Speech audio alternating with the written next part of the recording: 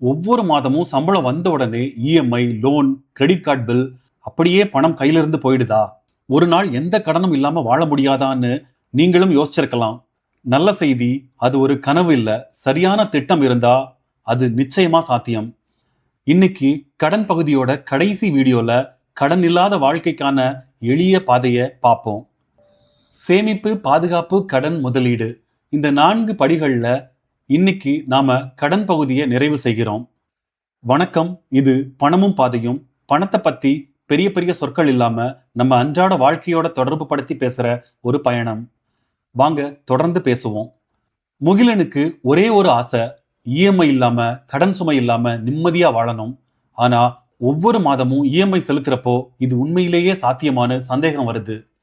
பதில் சாத்தியம்தான். ஆனா அதுக்கு ஒரு தெளிவான பாதை தேவை. முதல்ல ஒரு விடயத்தை தெளிவா புரிஞ்சுக்கணும். எல்லா கடனும் கெட்டது கிடையாது. உண்மையான சிக்கல் கட்டுப்பாடு இல்லாத கடன். வாழ்க்கை முறைக்காக, தேவையில்லாத செலவுக்காக கிரெடிட் கார்டுல தொடர்ந்து நிலுவை வைக்கிறது, இப்படிப்பட்ட கடன்கள் தான் ஆபத்து. ஆனா வீடு, படிப்பு மாதிரி திட்டமிட்ட கடன்களை சரியான நேரத்துல திருப்பி செலுத்தினா அது வேற. நம்ம இலக்கு கடனையே வெறுக்கிறது இல்ல, கட்டுப்பாடு இல்லாத கடன்ல இருந்து விடுபடுறது. அதுக்கான பாதை ரொம்ப எளிது. முதல்ல உங்க எல்லா கடன்களையும் ஒரே இடத்துல எழுதுங்க. அடுத்தது ஒவ்வொன்னா முடிச்சுக்கிட்டு வாங்க. அதோட சேர்த்து ஒரு எமர்ஜென்சி பஃபர் உருவாக்குங்க. அப்பதான் திடீர் செலவுக்காக மறுபடியும் கடன் வாங்க வேண்டிய நிலை வராது. கடன் இல்லாத வாழ்க்கை கணக்குல மட்டும் இல்ல, மனநிலையிலும் இருக்கு. வருமானத்தை மீறி செலவு செஞ்சா அந்த இடத்தை கடன் நிரப்பும். ஆனா வருமானத்துக்குள்ள வாழத் தொடங்கினா பெரும்பாலான நேரங்கள்ல புதிய கடன் தேவையே வராது. இது குறைச்சு வாழ்றது இல்ல, அறிவுபூர்வமா வாழ்றது. கடன் இல்லாத வாழ்க்கை தொடரணும்னா இந்த 4 பழக்கங்களை காப்பாத்துங்க. 1. வருமானத்துக்குள்ள வாழுங்க. 2. எமர்ஜென்சி ஃபண்ட் எப்பவும் தயாரா இருக்கட்டும். 3. தேவையில்லாத இஎம்ஐகளை தவிர்த்திருங்க. 4. கிரெடிட் கார்டு பில்லை எப்பவும் முழுசா திருப்பி செலுத்துங்க. இந்த பழக்கங்கள் தான் உண்மையான பொருளாதார விடுதலையை கொடுக்குது. கடன் முடிஞ்ச பிறகு மிகப்பெரிய மாற்றம் என்ன தெரியுமா? இதுவரைக்கும் இஎம்ஐக்கு போன பணம் இனி உங்களுக்கே. அந்த பணத்தை சேமிக்கலாம், முதலீடு செய்யலாம், எதிர்காலத்தை உருவாக்கலாம். இந்த எடுத்துக்காட்டுல 10,000 ரூபாய். ஆனா தொகை இம்பார்ட்டன்ட் இல்ல, அது இனி உங்களுக்காக வேலை செய்யறது தான் இம்பார்ட்டன்ட். கடன் இல்லாத வாழ்க்கை அதிர்ஷ்டம் இல்ல, பெரிய சம்பளமும் இல்ல. அது ஒரு திட்டம், ஒரு ஒழுக்கம், ஒரு பொறுமை.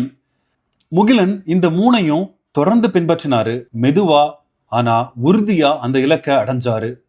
கடன் முடிஞ்சதும் மாறுறது வங்கி கணக்கு மட்டும் இல்ல, உங்க மனநிலையும் தான்.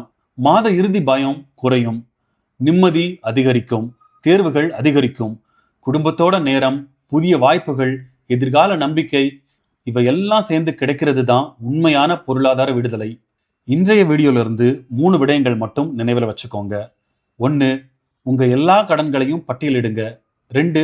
ஒரு திட்டத்தை தேர்ந்தெடுத்து ஒவ்வொன்றா முடிச்சுக்கிட்டு வாங்க. 3. எமர்ஜென்சி பஃபர் உருவாக்கி மறுபடியும் கடன் சூழலுக்குள்ள போகாம பார்த்துக்கோங்க. இந்த வீடியோ பொது விழிப்புணர்வுக்காக மட்டும்தான். இது பொருளாதார ஆலோசனை இல்ல. இத்தோட கடன் பகுதி நிறைவடையுது. இந்த கடன் தொடர முழுசா பார்த்த உங்க எல்லாருக்கும் ரொம்ப நன்றி. இந்த வீடியோ பயனுள்ளதா இருந்திருந்தா லைக் பண்ணுங்க. உங்க கருத்துக்களை கமெண்ட் செக்ஷன்ல சொல்லுங்க. இதே மாதிரி பர்சனல் ஃபினான்ஸ் பத்தி இன்னும் நிறைய தெரிஞ்சுக்க நம்மளோட பணமும் பாதையும் சேனலை சப்ஸ்கிரைப் பண்ணுங்க. அடுத்த வீடியோல இருந்து நம்ம பயணம் ஒரு புதிய பகுதிக்குள்ள போகுது. முதலீடு.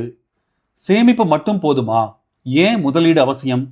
அதை அடுத்த வீடியோல எளிமையா பார்ப்போம். மீண்டும் காண்போம். நன்றி. இது பணமும் பாதையும். உங்க பணம், உங்க பாதை.